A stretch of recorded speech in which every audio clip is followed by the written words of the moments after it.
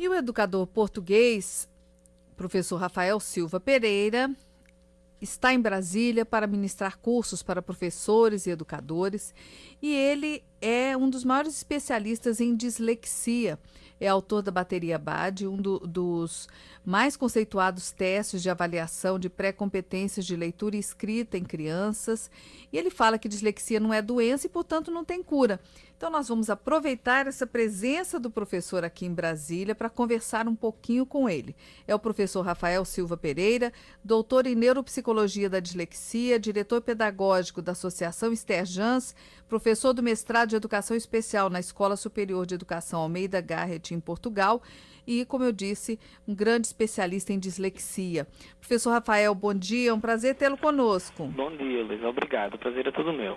Professor, antes de mais nada, explica pra gente o que é a dislexia. Então, a dislexia, antes de mais, é uma perturbação do foro neurobiológico que interfere com a velocidade de leitura, a fluência e a compreensão daquilo que se lê. Então a pessoa olha as mesmas palavras que a gente, mas não consegue, às vezes, entender a palavra, não consegue escrever a palavra do jeito correto, é isso? Exatamente. Na questão da dislexia tem a ver com a leitura da palavra. Portanto, a criança disléxica demora mais tempo a decifrar o código linguístico do que um leitor tradicional. E o senhor fala que não é uma doença, né? Não, quando todo mundo pergunta se tem cura, não é? Se a criança, depois de fazer um tratamento de reeducação, se vai ficar curado, eu não gosto de utilizar o termo cura porque a dislexia ela não é uma doença. E nós só falamos de cura quando falamos de doença, entendeu? Então, não é propriamente uma doença. Como não é uma doença, não vamos falar de cura. O que a dislexia tem é um processo de reeducação que pode ser feito e a criança pode ter um grau de sucesso elevado para poder fazer a sua vida quase normalmente. E o grau de dificuldade com a dislexia também varia de criança para criança, nem todo mundo é exatamente a mesma dificuldade, né? Essa pergunta, Luís, é muito pertinente, como todas as que me têm feito. Essa é muito pertinente porque cada criança é diferente em tudo, não é? Minha avó tinha um ditado que dizia que nós temos 5 dedos numa mão e todos eles são diferentes, não é? Então, cada disléxico tem também as suas características. E, portanto, nós temos que olhar para as características dessa criança. O processo de reeducação vai ter que ser feito de acordo com as características que essa criança apresenta. Por isso é que a avaliação ela é muito importante, ser rigorosa, ser cuidada, ser fiável, para poder ser séria também. Está certo? Então deve ser feita por uma equipa multidisciplinar, porque cada criança vai apresentar características completamente diferentes. Há traços gerais comuns, entendeu? Que nós podemos olhar e ver e ficar e pensar, não, isso pode ser ou pode não ser, mas esses traços gerais deixam-nos na dúvida. Depois os traços específicos que resultam da avaliação concreta, esses traços específicos é que nos dizem se é uma dislexia ou não. E o senhor desenvolveu um método, a bateria BACLE, que é um método de avaliação, né? É isso mesmo. A BACLE é uma bateria de avaliação de competências para a leitura e para a escrita. O que é que isso significa? Significa que cada criança, quando sai do ensino pré-escolar, quando entra na idade de alfabetização, ela deveria ter adquirido um conjunto de pré-requisitos, de pré-competências para o ensino ou para a aprendizagem formal da leitura e da escrita. O que a BACLE vai fazer é avaliar se nessas pré-competências, que passa pelas mais diversas áreas, o aluno está preparado para o ensino da leitura e da escrita. Porque, se não veja, Luís, o que acontece muitas vezes é que é feito um diagnóstico de dislexia, mas a criança não tem dislexia. O que ela tem é uma falta de estimulação nessas pré-competências que deveriam estar estimuladas antes de aprender a ler e a escrever. E a BACLE vai permitir perceber a diferença. Ah, tá. Agora, no caso da criança que tem realmente a dislexia, como é que é o tratamento para ajudar essa criança, como o senhor já falou, não ficar curada, mas ajudar essa criança a superar essa deficiência que ela tem, né? O máximo possível para não ter a sua vida perturbada por causa dessa dificuldade aí, claro, de ler e de escrever. Antes de mais, como eu disse no início, se estamos a falar de uma perturbação neurobiológica, estamos a falar de uma questão de funcionamento cerebral. Então, a primeira coisa que há a fazer quando uma criança tem um diagnóstico de dislexia, um diagnóstico certo, eu gosto de referir isso porque a maioria das vezes o diagnóstico não é certo. Então, quando tem esse diagnóstico certo de dislexia, O ideal é que ele faça um processo de reeducação no âmbito da estimulação neurocerebral. O que é isso? É estimular o cérebro para a aprendizagem da leitura e da escrita, sem ser uma estimulação unicamente pedagógica. Ela tem que ser uma estimulação a par de um tratamento cerebral no sentido da estimulação cerebral.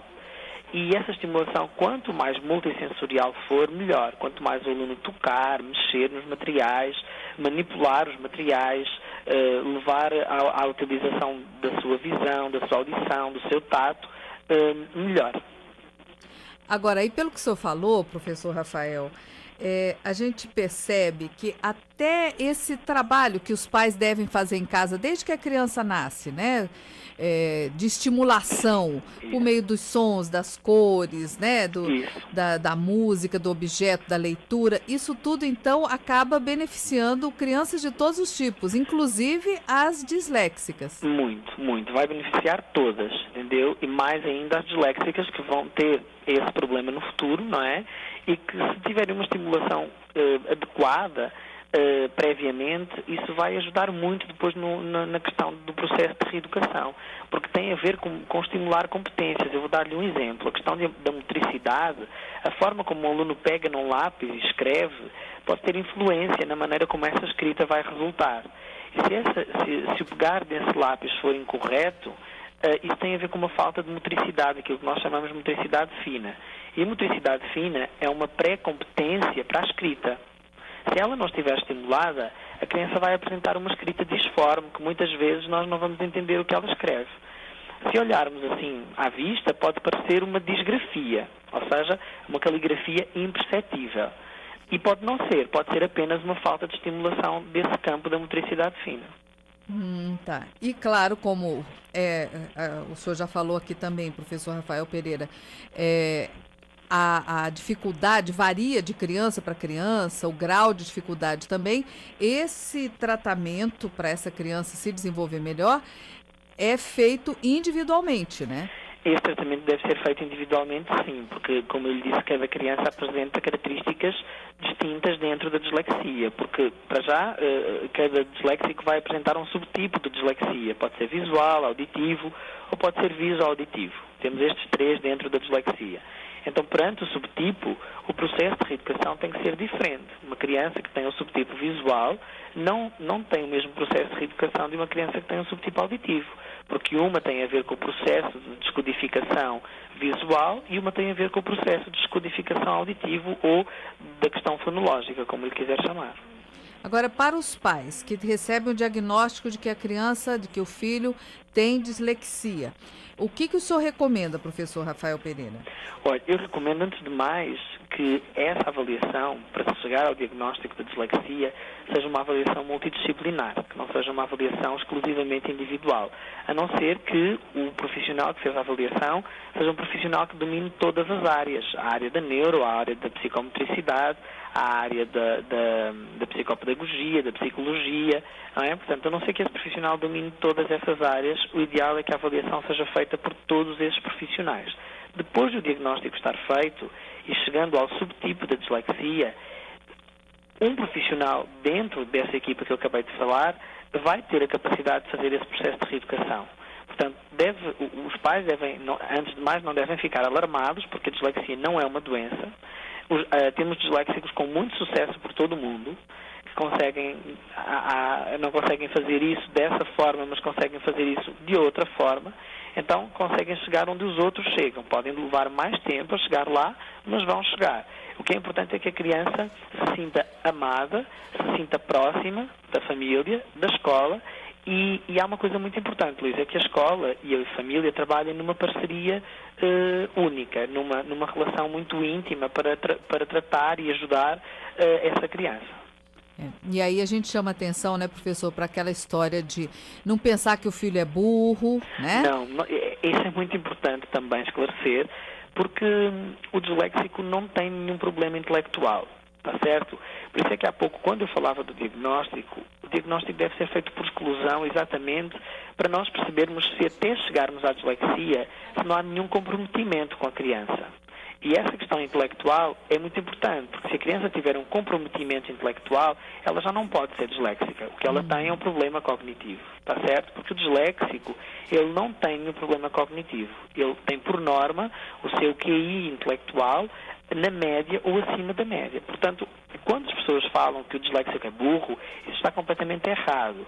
Quando falam que o disléxico é preguiçoso, essa desmotivação é uma consequência da dislexia, porque se eu pedir para você fazer uma coisa que você não consegue fazer, você vai evitar, está certo? É como a criança faz. Ela evita ler porque sabe que não vai conseguir, evita escrever porque sabe que vai dar muitos erros. Então, essa desmotivação surge como consequência. Aham.